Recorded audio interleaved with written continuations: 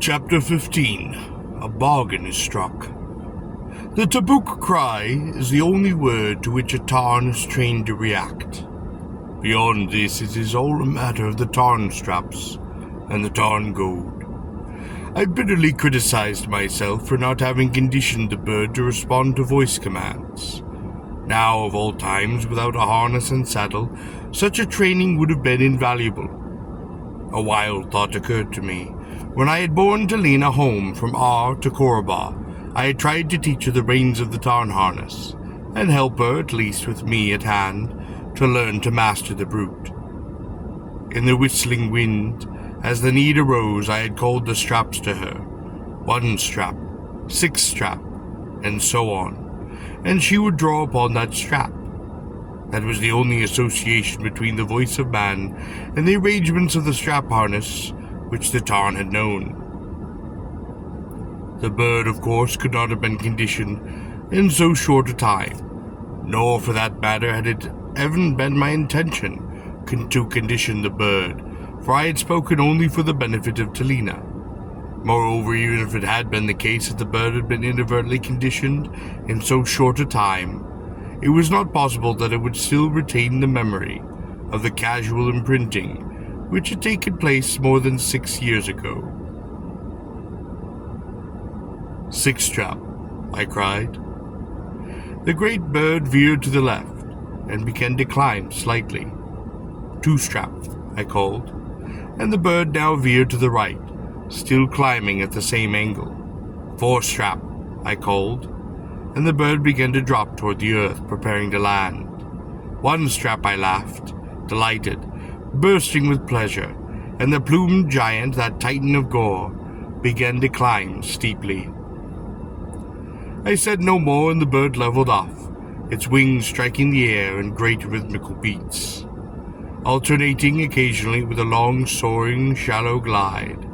I watched the Pasangs flow by below, and I saw Tharna disappear in the distance. Spontaneously and without thinking, I threw my arms around the neck of that great creature, and I hugged it. Its wings smote on, unresponsive, paying me no mind. I laughed, slapping it twice upon the neck. It was, of course, only another of the beasts of Gor, but I cared for it. Forgive me if I say that I was happy, as I should not have been in those circumstances, but my feelings are those that a Tarnsman would understand. I know a few sensations so splendid and so godlike as sharing in the flight of a Tarn. I was one of those men, a Tarnsman, who would prefer the saddle of one of these fierce predatory titans to the very throne of an Ubar. Once one has been a Tarnsman, it is said one must return again and again to those giant savage birds. I think this is a true saying. One knows that one must master them or be devoured. One knows that they are not dependable, that they are vicious. A Tarnsman knows that they may turn upon him without warning. Yet the Tarnsman chooses no other life. He continues to mount the bird, to climb to the saddle, with a heart filled with joy, to draw that monster aloft. More than the gold of 100 merchants, more than the countless cylinders of Ar, he treasures those sublime, lonely moments, high over the earth, cut by the wind. He and the bird as one creature, alone, lofty, swift, free. Let it be said simply, I was pleased, for I was once more on Tarnback. From beneath the bird there came a lone, shivering moan, a helpless, uncontrolled sound from the golden prey seized in its talons. I cursed myself for a thoughtless fool, for in the exhilaration of the flight, incomprehensible though it seems to be now, I had forgotten the Tatrix. How frightful for her must have been those few minutes of flight, grasped in talons, hundreds of feet above the plains of Tharna, not knowing if she might drop at any instant, or be carried to some ledge to be ripped to pieces by the monstrous beak, those hideous steel-shod talons. I looked behind me to see if there was pursuit, for it would surely come on foot and on Tarnback. Tharna did not maintain large cavalries of Tarns, but it would surely be able to launch at least a squadron of Tarnsmen to rescue and avenge its Tatrix. The man of Tharna, taught from birth to regard himself as unworthy, ignoble, and inferior, at best a dull-witted beast of burden, did not on the whole make a good Tarnsman. Yet I know there would be Tarnsmen in Tharna, and good ones, for her name was respected among the martial hostile cities of Gor. Her Tarnsmen might be mercenaries, or perhaps men like Thorn, captain of Tharna, who in spite of their city thought well of themselves, and maintained at least the shreds of a caste pride. Though I scrutinized the sky behind me, looking for tiny specks that would be distant Tarns in flight, I saw nothing. It was blue and empty. By now every Tarnsman in Tharna should be flying, yet I saw nothing. Another moan escaped the golden captive. In the distance, perhaps some 40 paesongs away, I saw a set of ridges, lofty and steep, reeing out of the broad yellow meadow of Talanders. A delicate, yellow-petaled flower, often woven into garlands by the Gorean maidens. In their own quarters, unveiled Gorean women, with their family or lovers, might fix Talanders in their hair. A crown of Talander was often worn by the girl at the feast celebrating her free companionship. In perhaps 10 minutes the ridges were almost below us. "Forestrap," I shouted. The great bird paused in flight, breaking with its wings, and then smoothly descended to a high ledge on one of the ridges, a lodge accessible only upon Tarnback. I left from the back of the monster and rushed to the Tatrix, to protect her in case the Tarn should begin to feed. I pulled the locked talons from body, calling to the Tarn, shoving its legs back. The bird seemed puzzled. Had I not cried Tabuk? Was this thing it seized not to be devoured? Was it not prey? I shoved the Tarn back and away from the girl, and gathered her in my arms. I set her down gently against the far wall of the cliff, as far from the edge as I could. The rocky shelf on which we found ourselves, perhaps 20 feet high and 20 feet deep, about the size that a Tarn chose for nesting. Standing between the Tatrix and the winged creature, I cried, "Tabuk!" It began to stalk toward the girl, who rose to her knees, her back pressed against the unyielding wall of the cliff, and screamed. "Tabuk!" I cried again, taking the great beak in my hands and turning it toward the open fields below. The bird seemed to hesitate, and then, with a motion almost tender, it thrust its beak against my body. "Tabuk," I said quietly, once more turning it toward the open fields. With one last look at the Tatrix, the bird turned, stalked to the brink of that awesome ledge, and with a single snap of its great wings, leapt into space, its soaring shadow a message of terror to any game below. I turned and faced the Tatrix. "Are you hurt?" I asked. Sometimes when the Tarn strikes a Tabuk, the animal's back is broken. It was a risk which I had decided to take. I did not feel I had much choice. With the Tatrix in hand, I might be in a position to bargain with Tharna. I did not think I would be able to work any reform in her harsh ways, but I did hope to sue for the freedom of Lena and Andreas. Perhaps for that of the poor wretches whom I had met in the arena. It would surely be a small knife price for the return of the golden Tatrix herself. The Tatrix struggled to her feet. It was customary on Gor for a female captive to kneel in the presence of her captor, but she was after all a Tatrix, and I did not wish to enforce the point. Her hands, still in the gloves of gold, went to the golden mask, as if she feared most that it might not be in place. Only then did her hands try to arrange and smooth her torn robes. I smiled. They had been ripped by the talons, tattered by the raging winds, and haughtily she drew them about herself, covering herself as best she could. Aside from the mask, metallic, cold, glittering as always, I decided the Tatrix might be beautiful. "No," she said proudly. "I am unhurt." This was the answer I'd expected. Though undoubtedly her body was almost broken, her flesh bruised to the bone. "You are in pain," I said, "but mostly now you are cold and numb from loss of circulation. Later, it will be even more painful." The expressionless mask gazed upon me. "I too," I said, "was once in the talons of a Tarn." "Why did the Tarn not kill you in the arena?" she asked. "It is my Tarn," I said simply. What more could I tell her?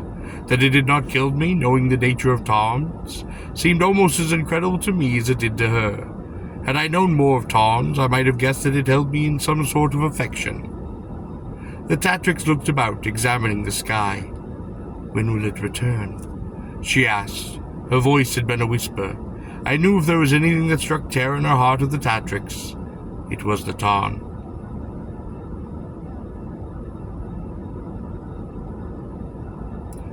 "Soon," I said.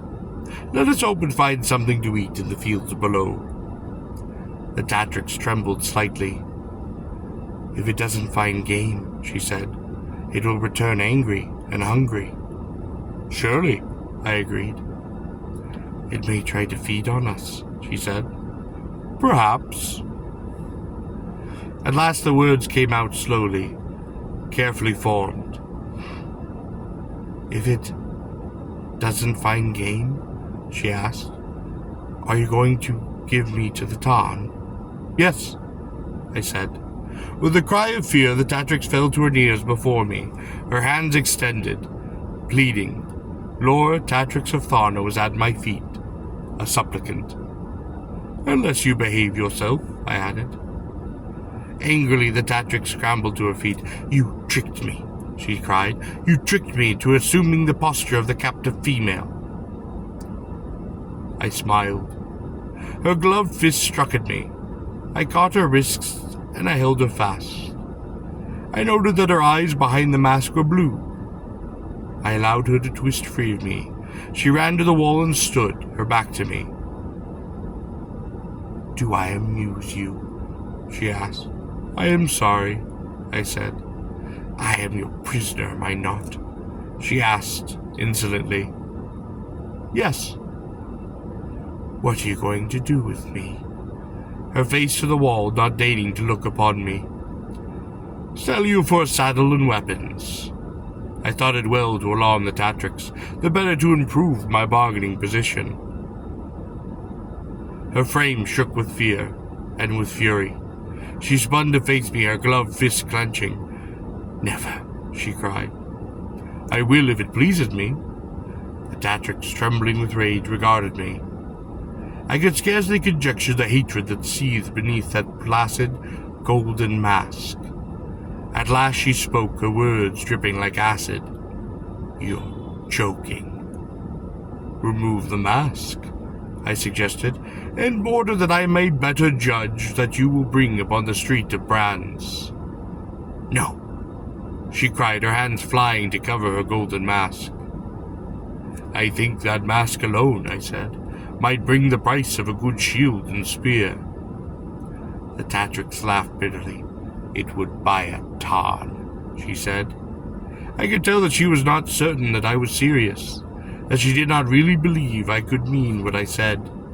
It was important to my plans to convince her that she stood in jeopardy, and that I would dare to put her in camps and collar. She laughed, testing me, holding the tattered hem of her robe towards me. "You see," she said in mock despair, "I will not bring much in this poor garment." "That is true," she laughed. "You would bring more without it." She seemed shaken by this matter. I could tell she was no longer confident of where she stood. She decided to try and play her trump card. She squared off against me, regally, haughty, insolent. Her voice was cold, each word a crystal of stabbing ice. "You would not dare to sell me." "Why not?" Because, she said, drawing herself to her full height, gathering the golden tattered robes about her, I am Tatrix of Tharna. I picked up a small rock, and I threw it from the ledge. I watched it sail through the fields below. I watched the clouds scutter across the darkening sky, listening to the wind whistling among those lonely ridges. I turned and faced the Tatrix. That will improve your price. The Tatrix seemed stunned. Her haughty manner deserted her.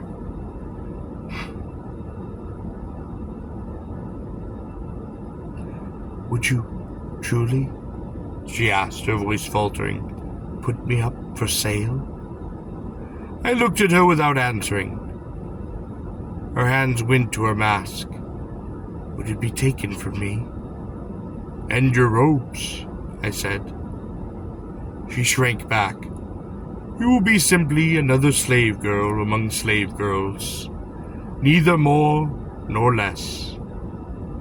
Would I be exhibited? Of course. Unclothed? Perhaps you would be permitted to wear the slave bracelets. She looked as though she might swoon. Only a fool buys a woman clothed, I said. No, she spoke. It is custom. She backed away from me. Now her back touched the ardent granite of the cliff wall. Her head was shaking. Although the placid mask showed no emotion, I could read that despair in the body of the Tatrix. You would do this to me? She asked, her voice a frightened whisper. Within 2 nights, you shall stand stripped upon the block at R, and be sold to the highest bidders. No, she whimpered. Her tortured body refused to sustain her any longer, and she crumbled piteously against the wall, weeping. This was more than I had counted on. I had to resist the urge to comfort her, to tell her that I would not harm her, and that she was safe. But mindful of Lina and Andreas, and those poor wretches' amusements, I restrained my compassion. Indeed, as I thought of the cool Tatrix of what she had done, I wondered if in fact I should not take her to R, and dispose upon her on the street of Brands. Surely she would be more harmless in the pleasure gardens of Tarnsman than upon the throne of Tharna. Warrior, her head lifted piteously, must you exact so terrible a vengeance upon me? I smiled at myself. It sounded now as though the Tatrix might bargain. You have wronged me mightily. But you are only a beast. A man. I too am human, I told her. Give me my freedom. You put me in a yoke, I said. You lashed me. You condemned me to the arena. You would have fed me to the Tarn. And you ask for your freedom. I will pay you 1,000 times what I would bring upon the block at R.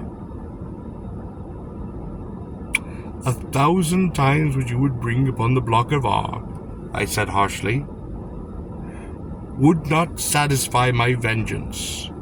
Only you upon the block at R would do. She moaned. Not only have you injured me, but you have slaved my friends. I will free them. The Tatrix rose to her knees. Could you change the laws of Tharna? I demanded. Alas, not even I can do that. But I can free your friends. I will free them, my freedom for theirs. I appeared to think the matter over. Think, warrior, she cried, of your honor. Would you satisfy your vengeance at the price of slavery for your friends? No. I cried angrily, inwardly quite delighted. I am a warrior. Her voice was exultant. Then, warrior, you must bargain with me. Not with you, I cried, attempting to sound dismayed. Yes, she laughed. My freedom for theirs. That is not enough. Then what? Free all those used in the amusements of Tharna. The Tatric seemed taken aback. All, or the blocked are. Very well, warrior. I will free them all. How can I trust you? Yes, she said, not meeting my gaze. You have the word of the Tatrics of Tharna. I wondered if I could trust her word, but I realized I had little choice. My friends are Lena of Tharna and Andreas of Tor. The Tatrics looked up upon me. But, she said unbelievingly, they have cared for one another. Nonetheless, I said, free them. She is a degraded woman, said the Tatrics, and he a member of a caste outlawed in Tharna. Free them. Very well, said the Tatrics. I shall. I will need weapons and a saddle. You shall have them. In that moment the shadow of the Tarn covered the ledge, and with a great beating of its wings the monster rejoined us. In its talons it held a great piece of bloody meat, raw, which had been torn from some kill, perhaps a bosque, more than 20 pasangs away. It dropped the great piece of meat before me. I did not move. I had no wish to contest this prize with the great bird, but the Tarn did not attack the meat. I gathered that it had already fed somewhere upon the plains below, and examination of its beak confirmed. There was no nest on the ledge, no female Tarn, no screeching brood of Tarnlings. The great beak nudged the meat against my legs, for it was a gift. I slapped the bird's beak affectionately. Thank you, Ubar of the skies, I said. I bent down and with my hands and teeth tore a chunk free. I saw the Tatric shudder as I attacked the raw flesh, but I was famished, and the niceties of the low tables for what they were abandoned. I offered a piece to the Tatrics, but her body swayed as though she were ill, and I would not insist. While I fed upon the Tarn's gift, the Tatric stood near the edge of the rocky shelf, gazing out upon the meadow of the Talanders. They were beautiful. Their delicate fragrance was wafted even to the harsh ledge. She held her robes about her, and watched the flowers like a yellow sea roll and ripple in the wind. I thought she seemed a lonely figure, rather forlorn. Talanders, she said to herself. I was squatting beside the meat, my mouth chewing, filled with the raw flesh. What does a woman of Tharna know of Talanders? I taunted her. She turned away, not answering. When I had finished eating, she said, Take me now to the Pillar of Exchanges. What is that? A pillar on the border of Tharna, where Tharna enemies affect the exchange of prisoners. I will guide you. You will be met there by men of Tharna, who are waiting for you. Waiting? I asked. Of course, she said. Have you not wondered why there was no pursuit? She laughed ruefully. Who would be fool enough to carry away the Tatrics of Tharna, when she might be ransomed for the gold of a dozen Ubars? I looked upon her. I was afraid, she said, her eyes downcast, that you were such a fool. There seemed to be an emotion in her voice that I could not understand. No, it is back to Tharna with you. I still wore the golden scarf about my neck from the arena, that scarf which had initiated the games, which I had picked up from the sand to wipe away the sand and sweat. I took it from my neck. Turn around, I said to the Tatrics. Place your hands behind your back. Her head in the air, the Tatrics did as she was told. I pulled the gloves of gold from her hands, thrusting them into my belt. Then with the scarf, using the simple creature knots of Gor, I lashed her wrists together. I knew the Tatrics, and I threw her tight lightly to the back of the Tarn, leaping up beside her. Then, holding her in one arm, and fastening one hand deep in the quills of the Tarn's neck, I called out, One strap! and the beast sprang from the ledge and began to climb once more into the air.